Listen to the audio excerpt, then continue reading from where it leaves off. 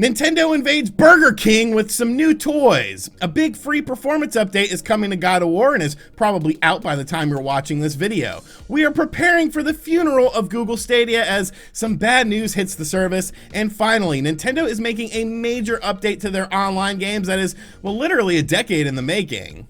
What's going on, guys? I'm RGT85. If this is your first time on the channel, welcome. Be sure to hit that subscribe button and like the video on your way out. I survived the snowstorm. It's like over a foot of snow on the ground. I'm not going anywhere anytime soon, but that just means I have more time to make videos. So let's talk about what's going on in the world of video games. So if you get a Burger King kids meal at Burger King, you now get a Nintendo toy. That's pretty much the story here, but I think these toys are pretty cool looking. Like, you got a Metal Mario from Mario Kart 8 Deluxe. You have a Link from Link's Awakening. You have an Animal Crossing related one. You have a Super Mario Maker related one, a Splatoon related one, and even a Luigi's Mansion 3 related one. And I like Burger King. Like, I think Burger King gets a lot of disrespect. People out there like McDonald's over Burger King, and I'm like, why? Flame broiled is better than fried. I love a good Whopper from time to time, and I don't understand why Burger King doesn't get respect. So yeah, I really don't have much to say about this. I just wanted to talk about Burger King in a positive light because I feel like everyone just kind of takes a crap on them. But these toys are pretty cool looking. I might mess around and get a kid's meal whenever the snow melts just to see if I can get one of the cool toys. But yeah, if you like toys, go to Burger King. They got Nintendo toys. Whoopity-doo!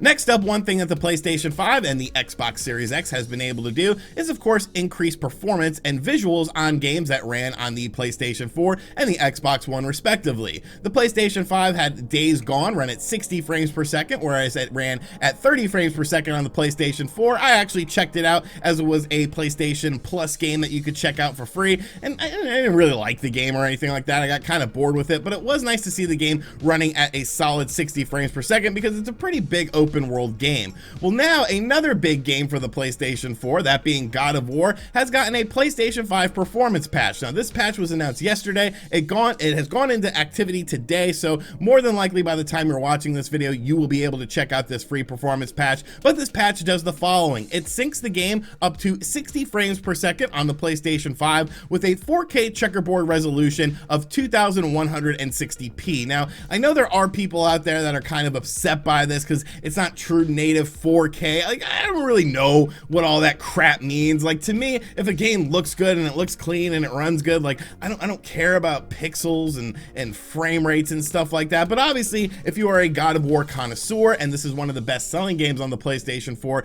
you probably will appreciate the updates done to this game, especially that 60 frames per second, because even on the PlayStation 4 Pro, the game was 30 frames per second and 4K checkerboard resolution. You can actually go back to a PlayStation 4 mode if you want to do that for whatever reason you prefer. I guess the more cinematic look of a 30 frame per second game, but it's definitely nice to see things like this because let's be realistic, the PlayStation 5 lineup of games for at least the first half of the year is a bit slim. You know, you have Destruction All-Stars, which I think looks like crap. You of course have Returnal, which I think has a chance of being a really fun game, but that game got delayed until April. So if people are looking for something to play, this is definitely a great game to once again revisit. So yes, by the time you're watching this video, this patch is probably already out. I probably will check it out on my PlayStation 5 because I haven't really played much on my PlayStation 5 lately, and I haven't played God of War since it originally came out, so I want to check this out, and you probably will want to check it out too. Next up, a moment of silence for Google Stadia. I tried to tell you people, look, I tried to tell you people that Google Stadia just did not seem like a good idea. It didn't seem like something that was solving a problem in the marketplace. If anything, it was just creating a product for, I guess, whoever. And yes, it does have its advantages. There are people that do seem to like it, but the vast majority of people never really got on board with Google Stadia. I have not been a fan of Google Stadia ever since it was announced. And of course, there are so many things that are attached to Google Stadia that we still haven't seen happen. Remember all that cool YouTube integration they showed off? That still hasn't happened. There's so many things that have not happened with Google Stadia, but something big has happened with Google Stadia, and there will no longer be any first-party games coming to the service. Of course, Google made two gaming studios, one in Montreal and Los Angeles, that were supposed to be doing first-party games, exclusive games for Google Stadia. When it comes to a new platform or any platform in general, I am always of the contingency that first-party exclusives are very important because it brings people into your system. People want to be able to play games that they can only play on your system. Some people feel it's anti-consumer. I feel that that's baloney. I think it's a smart business move to have your own established IPs and of course bring people to your system with these additional things such as these first-party games. Well, they have closed down both of these studios. Of course, both of these studios haven't released any games.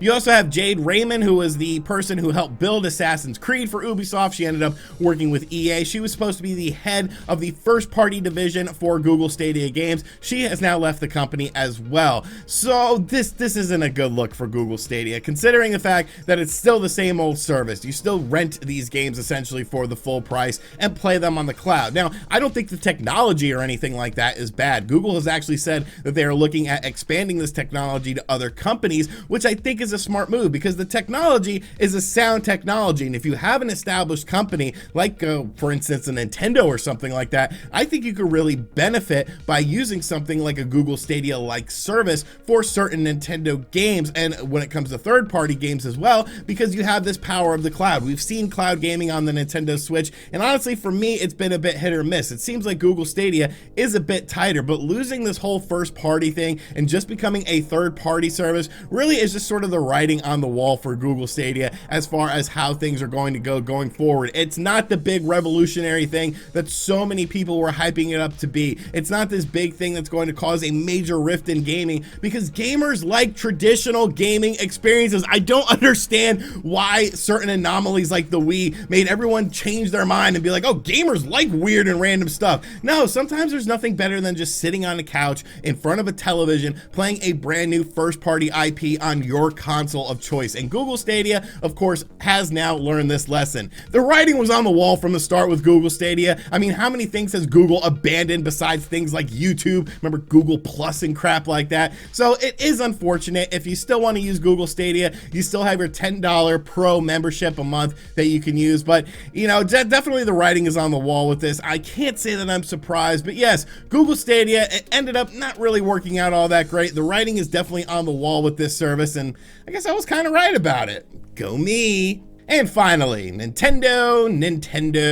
Nintendo is a company that we talk a lot about on this channel, most of the time in a somewhat positive light, but one thing that I have definitely been critical about Nintendo for many years now has to be the online stuff when it comes to especially first-party Nintendo games. Let's be realistic. There are games that are available online for the Nintendo Switch, first-party games that they run like ass, and it's not because of your peer-to-peer connection. It's not a good connection or anything like this. Like, no matter what, there are certain games that just never run really well on the Nintendo Switch Online. And we always sort of realize that Nintendo hasn't really put a high priority into the Nintendo Switch Online portion of a lot of their games. Sure, there are games like Splatoon that for the most part run great, but then you have so many instances of other games where it's just like, what happened here? Where did we go wrong with this? But it seems like Nintendo is actually updating their online stuff when it comes to the online infrastructure of their games. This is a big story that broke out late yesterday, and it looks very positive for the future. And you've actually potentially already seen the groundwork,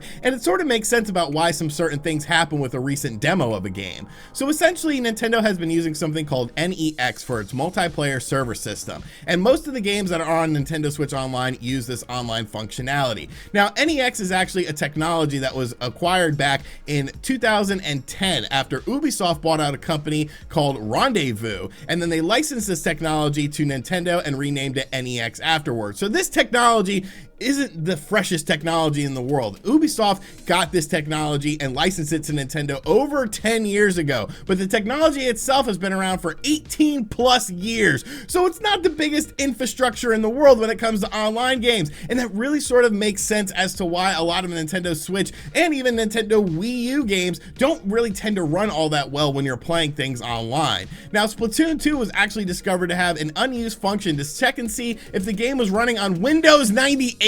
Windows 98, like, holy crap, that just shows you guys how old this technology is. But Nintendo is actually replacing it with something called NPLN. Now, according to this is being done by data miners such as Oatmeal Dome, and other data miners have found this sort of stuff. And basically what this is a brand new infrastructure service for the Nintendo Switch Online games so that things will potentially run better. There's sort of a question on whether or not they'll be able to retroactively do anything with current games that are already available, such as games like Super Smash Bros. Ultimate Ultimate or anything like that, but we've actually seen this technology in use, and it kind of makes sense as to why there were some problems with it when it first came out, and that's with Monster Hunter Rise. So in Monster Hunter Rise, a lot of people were having issues with the online portion of the demo, saying that it was running very sluggish, and then something really weird was found out. If you had over 100 friends on your Nintendo Switch's friends list, for some reason the Nintendo Switch's cache would just like overload and the online stuff just wouldn't work right.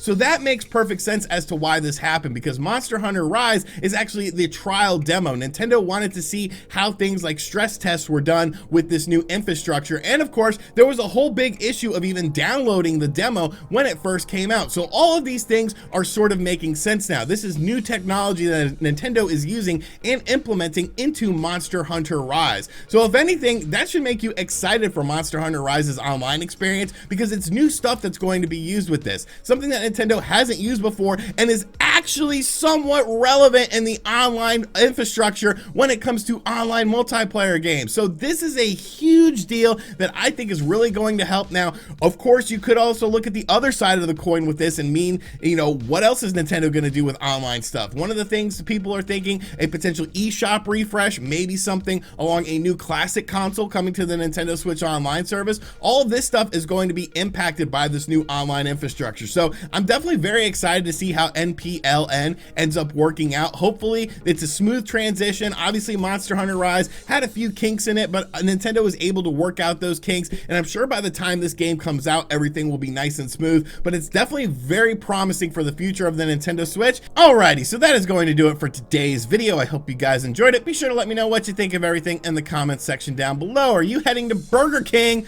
to get some toys? What do you think about the PlayStation 5 update for God of War? Google Stadia, are you surprised that this didn't really work out? And are you excited for these major changes coming to the Nintendo Switch Online when it comes to games? Because I think it's going to be very good for the future and we'll actually have fun online experiences. And as always, guys, thank you for checking out this video. If you are new to the channel, make sure you subscribe and turn on notifications. Be sure to check out other videos on the channel as well. And as always, I'll catch you guys on the next one. Later.